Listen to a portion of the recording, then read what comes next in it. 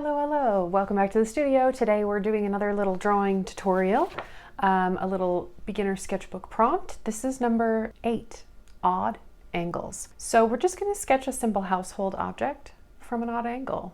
You can pick literally anything you want. I have a couple of things with me to kind of show you the point of the exercise, and the most fun that I've had with this is just looking around my house for objects, like walking around and picking stuff up and being like, what does this look like from an angle that I would not at all see it from. So not like this, but like, and yes, this is bourbon. I figured 2 birds with 1 stone. I can draw this and then it can become a gift for my friend who's obsessed with bourbon. Genius.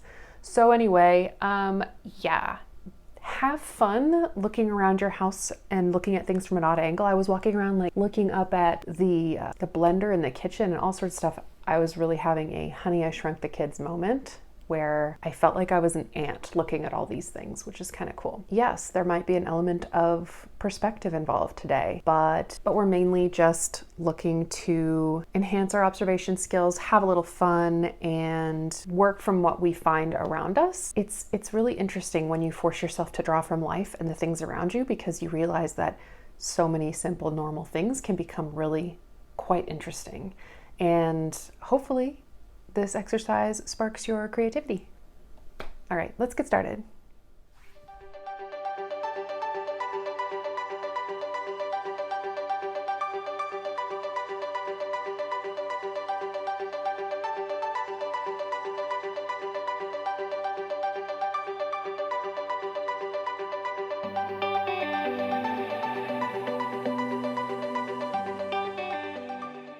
Yay, we're back here to draw together again.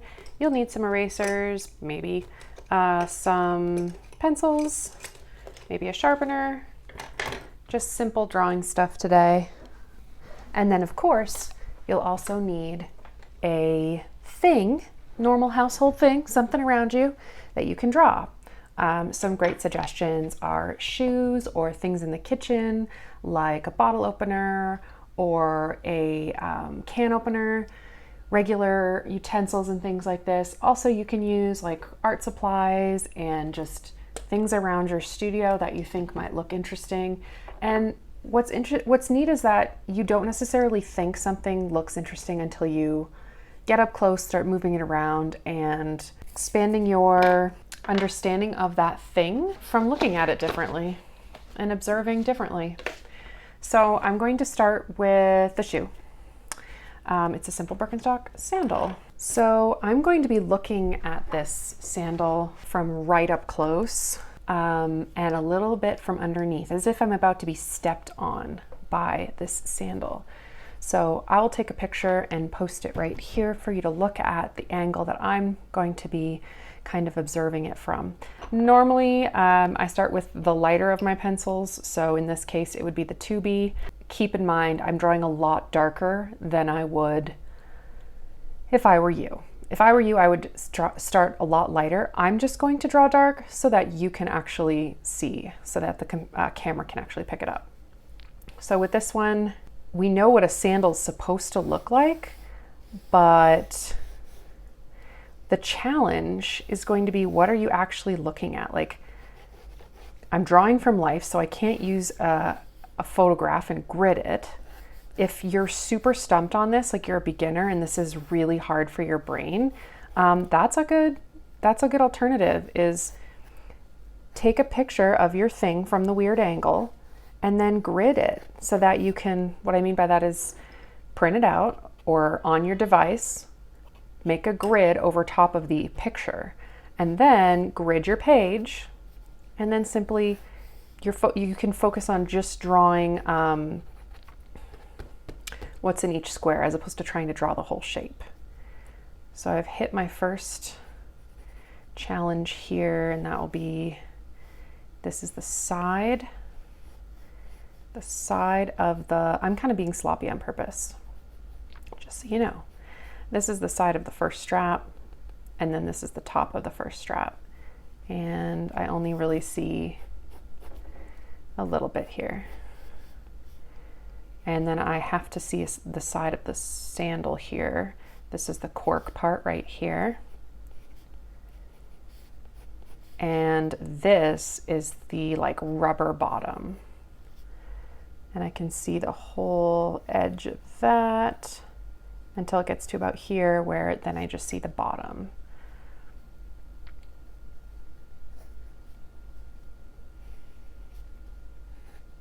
This is the cork.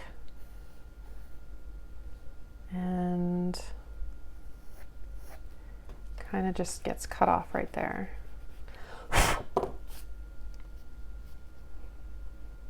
Okay, the second strap comes out of here, out of this strap. And what I think is interesting is looking at the negative space. That will help you with your shapes. If you're looking at something from a weird angle, look for the negative space. So this is the gap between the two sandal straps. This one's not identical to that one. The angle's kind of a little bit different based on what part of my foot mashes into this part. Kind of curves in a little at the bottom here.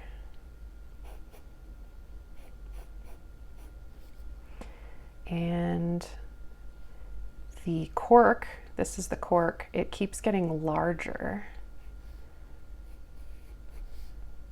for this strap. That comes out of, I want to say here. And actually I feel like, yeah, that works. I might have to move it over a little bit.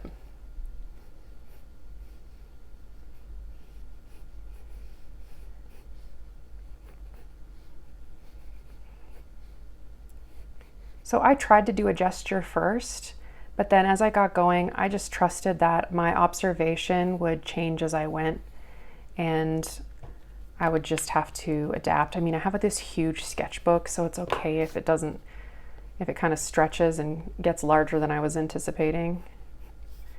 Here's the soft.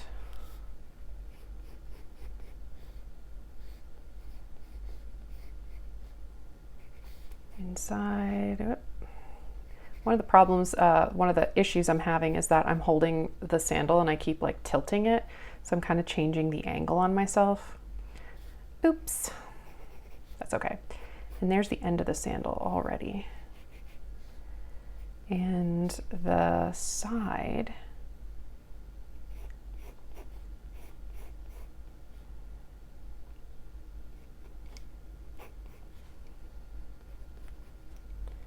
I'm going to move the way I'm holding this so that I can get the full shape of the bottom. It just looks like that. This is the hardest part, I think, is getting this weird angle right. Because I think that it should have gone down a lot more. That's okay. Because this looks kind of flat to me, and in my mind it goes down a lot more like that. But I'm just going to make do, keep trying to make some adjustments, and not be too worried about the final outcome as much as what I'm learning. Looks like there's maybe, yep, a tiny little strap and coming out here.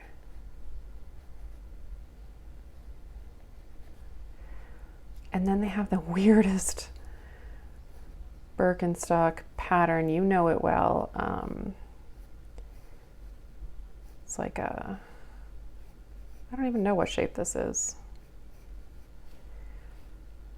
This is kind of annoying though. This pattern down here. Oops, I don't really want to do it.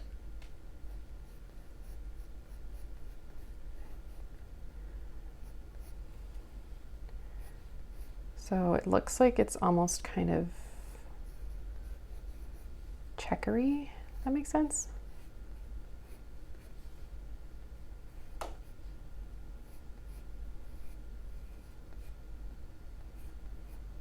Kind of checkered pattern, and then as it gets farther down along the shoe, I actually need to make the shapes change and get flatter and flatter perspective wise. So one thing you could do is you could kind of lay in a very light guide first, like this.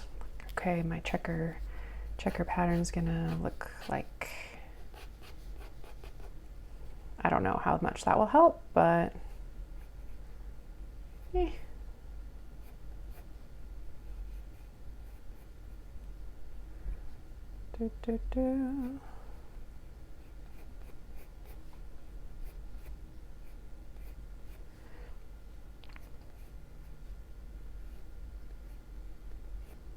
So this shape right here is the same shape as this. It's just getting squished.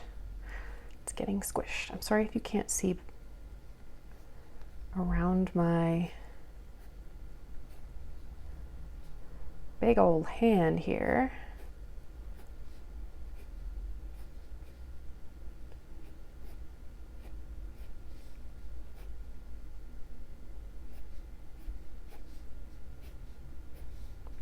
So I'm sort of abstracting it now. I'm just kind of going for a light.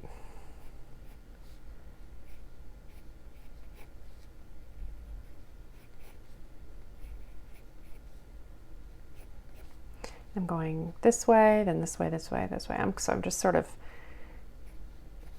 dealing with it as a pattern. It is super complex and tricky, and I'm not going to worry about it too much. I think I'll go in and add a little bit of shading here and there just to show that it is indented. And I don't have to do that all around. I just think it might be helpful.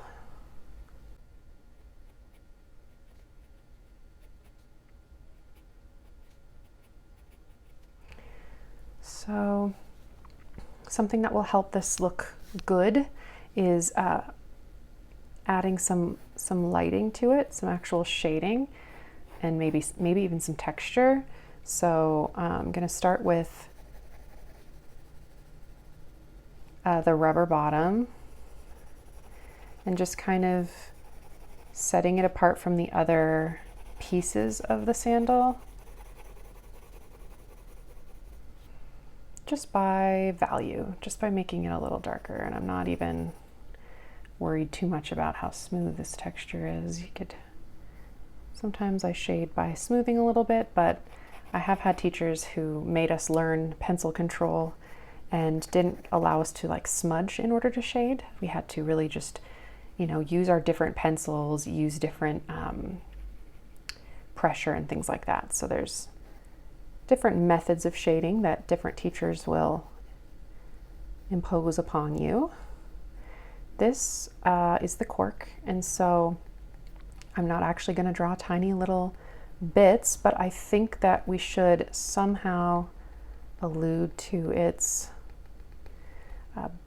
kind of bumpy or, particle texture. And then the side of the cork, like at the top here, I'm going to go a little harder along the edge. I think this is a job for just a darker pencil, so I don't like indent the page too much. But along the top of the cork here, we've got a bit of shadow, a bit of darkness. I don't know why. It's just probably worn, It's probably been getting darker just from like oils or who knows what. And a tiny bit of shading here along the sides.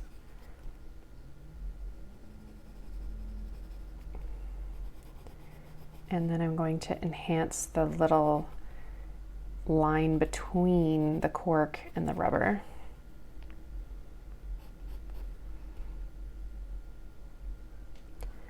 And continue that texture.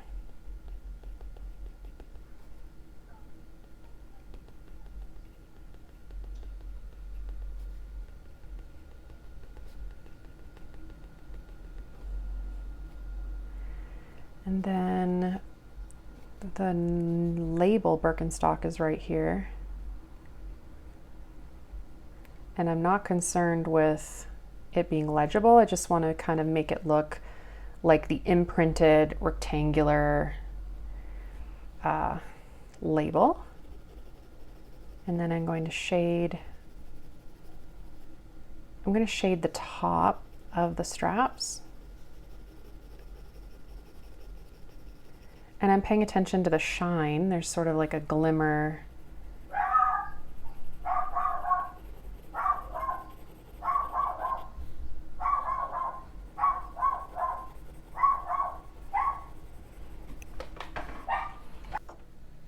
Excuse the puppy interruption. But yes, adding a little bit of shading to your drawing will help with the believability. One thing I want to say about this exercise is don't worry so much about how recognizable your thing is. We are purposely picking a weird angle, so it's totally possible that your object isn't quite recognizable and it looks like a bit abstracted. There were several things I picked up when I was walking around the house looking for subject matter that honestly, had I drawn them, nobody would have known what they were. They looked so random and odd when taken out of context and like looked at from a very odd angle. So don't think that the goal of this is to be able to recognize the object. We're really, again, most of these exercises in the sketchbook prompt collection, most of them are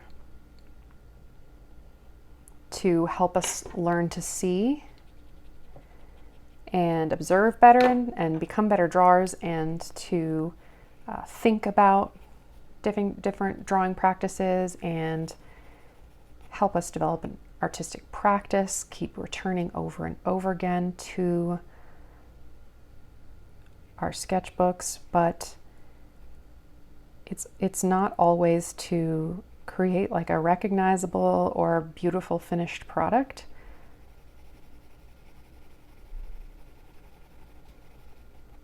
So notice on the shading of these, I kind of, I had areas where, like right here, where their light is kind of hitting it to show that it's bulging out. And then some areas where it's a bit darker, like right here, and then it fades to light again. I think in this strap, the darkest spot's right in the middle, right there. And as usual, you can also grab your gray kneaded eraser and kind of lift up some highlights. And on this top one, it's dark, kind of has a light glare right there, and I see it shadowed again here, a bit darker. And then fading to light. And then all we're gonna do is maybe add in a couple of shadows in the texture of the bottom.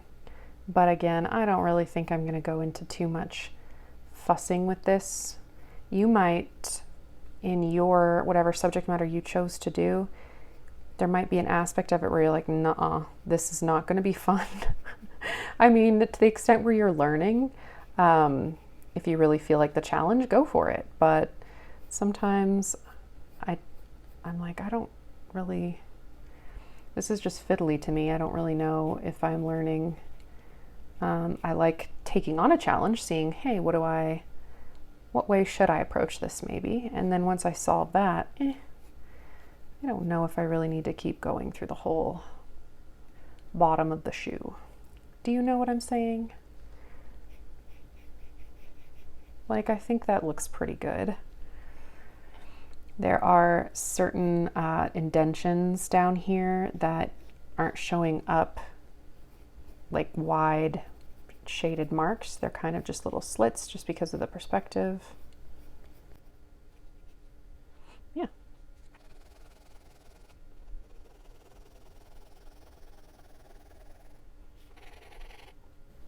gonna leave that one as is, just like that.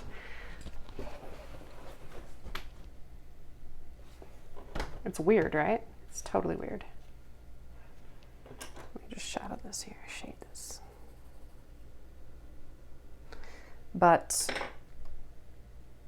kind of cool too. Very simple exercise. You're gonna end up with some weird drawings today, and that's cool. That's totally fine. I'd be really curious to see what object you chose to draw today. And bonus points if you do several and not just one. Remember, they're studies. They don't have to be fully completed shaded drawings. Thanks for joining me in the studio for another sketching session. I hope you really enjoyed yourself. And as usual, if you want to share anything that you're doing from any of my YouTube videos, please use the hashtag Doddington Sketch Team, DODINGTON Sketch Team, so that we can see each other's work. If you want to hang out with me more and get even more tutorials, hop over to my Patreon, where I will put some exclusive videos, and you can contribute to what you want to get tutorials on, or just hang out more, get some feedback on your art, etc. So head over there if that sounds like something you'd be interested in. Otherwise, I will see you back here again really soon to hang out and make some more art together. Bye.